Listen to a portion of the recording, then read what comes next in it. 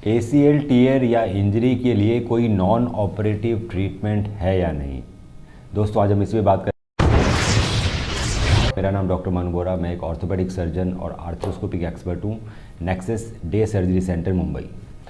दोस्तों जब आपका ACL में चोट लगती है या वो टीयर हो जाता है या फिर अगर आपको चोट लगी है और आपको पेन हो रहा है, घुटने में लचक आ रही है, इनस्टेबिलिटी हो रही है, घुटने में सूजन आ रही है, कट कट की आवाज़ आ रही है और आपने MRI कराया उसमें ACL टीयर लिखा हुआ है और आप चिंतित है क्या इसमें हमेशा सर्जरी की ज़रूरत होती है या हम बिना सर्जरी के भी इसका इलाज कर सकते हैं। तो दोस्तों बिना सर्जरी के ACL का इलाज संभव है। अगर आपकी MRI में ग्रेड 1 टीयर लिखा हुआ है, ACL ईडिमा लिखा हुआ है, स्प्रेन लिखा हुआ है या लो ग्रेड टीयर लिखा हुआ है तो इसके अंदर कई बार सर्जरी की ज़रूरत नहीं पड़ती। एक बार जब आपको चोट लगती है तो पहले प्राइस मेथड करना होता है, simple elevation, ice packs, rest कुछ दिनों तक।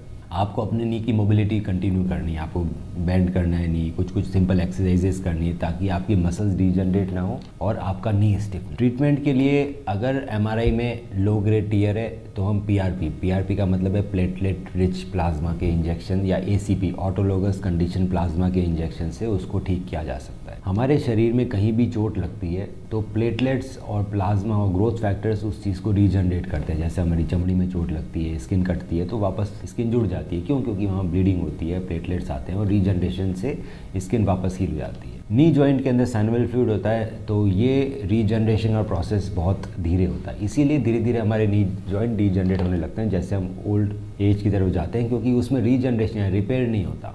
एक बार आपकी ACL में चोट लग गई तो आपके ब्लड से हम PRP बनाते हैं। आपका लगभग 15 से 20 ml ब्लड निकाला जाता है, उसको एक स्पेशल PRP या ACP वायल में सेंट्रीफ्यूज करके उसमें से ACP ऑटोलोगस कंडीशन प्लाज्मा अलग निकाला जाता है। अब ACP और PRP में कुछ मेजर डिफरेंस है, जिस तरह से उसका जो प्रोसेस है अलग करने का। सो ACP का प्रोसेस थोड़ा ज़्यादा रिफाइंड है, उसके अंदर एक्टिवेटेड ग्रोथ फैक्टर मिलते हैं, उसमें कॉन्सेंट्रेशन ऑफ जो प्लेटलेट्स हैं वो बहुत ज़्यादा मिलता है as compare to the normal conventional PRP। So ACP के रिजल्ट आपको हमेशा बेटर मिलेंगे PRP से।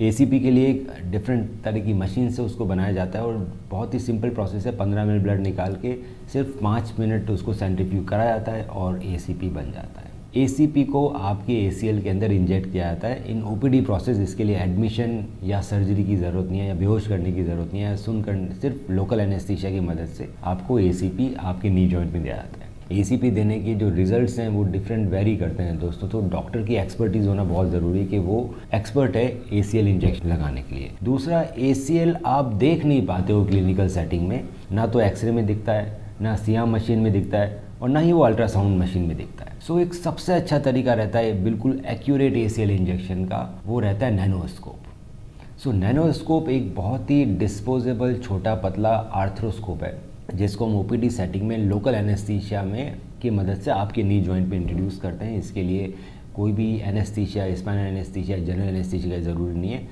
बिल्कुल आप OPD प्रोसेस में इसको यूज़ कर सकते हैं, इसमें कोई पेन नहीं होता और उसमें जो बहुत फाइन कैमरा होता है उसकी मदद से हम आपके ACL को देख सकते हैं।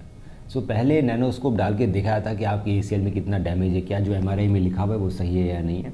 उसके बाद अंडर विज़न बिल्कुल आँखों से देख के ACL के अंदर ACP इंजेक्ट किया जाता है, तो मिस फायर नहीं हो सकता। आपका जो ACP है वो ACL के जहाँ टीयर है वहीं दिया जाएगा। सो ये एक सबसे एक्यूरेट मेथड है ACL, ACP या PRP देने का और इसके रिजल्ट सबसे अच्छे आते हैं। लगभग 3 सीटिंग लगती है ACP की और 3 सीटिंग के बाद इसमें कोई रेस्ट पीरियड नहीं है, बहुत ही मिनिमल पेन होता है जब इंजेक्शन लगता है। इंजेक्शन के बाद कोई पेन नहीं है, आपको कोई छुट्टी लेने की ज़रूरत नहीं है, आपको लगातार एक्सरसाइजेस करनी है। बड़ी स्पेसिफिक एक्सरसाइजेस होती है depending upon tear and depending upon other associated injuries के आपको और क्या क्या इंजरीज़ हैं उसके साथ। साथ में कुछ प्रोटेक्टिव स्लीव दी जाती है आपको, उसकी मदद से आपको एक्सरसाइजेस करनी रहती है और लगभग 45 डेज़ टू 60 डेज़ मतलब 2 महीने के अंदर इसका रिजल्ट कंप्लीट आ जाता है। ये एक नॉन ऑपरेटिव प्रोसेस है जिसका कॉस्टिंग भी कम आती है और इसमें सर्जरी की ज़रूरत और रिहेबिलिटेशन की ज़रूरत भी बहुत कम पड़ती है। इसका जो डिसएडवांटेज है वो सिर्फ यही है कि ये क्रॉनिक टीयर और हाई ग्रेड टीयर या कंप्लीट टीयर में काम नहीं करता, उसके अंदर फिर हमें सर्जिकल ऑप्शन यूज़ करने पड़ते हैं। आजकल सर्जिकल ऑप्शन भी बहुत एडवांस्ड है।